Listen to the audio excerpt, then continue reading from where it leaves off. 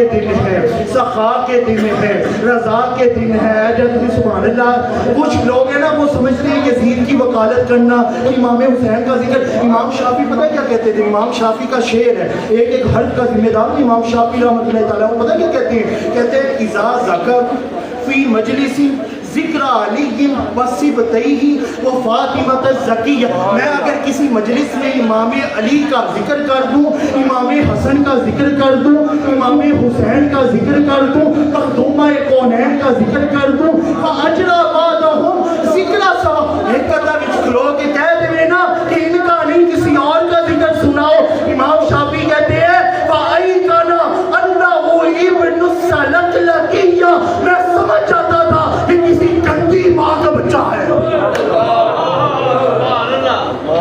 یہ امام شافعی رحمۃ اللہ تعالیٰ علیہ کا شعر ہے۔ تو پھر آپ ذرا آوازیں بلند وحدہ ناراض دو سبحان اللہ۔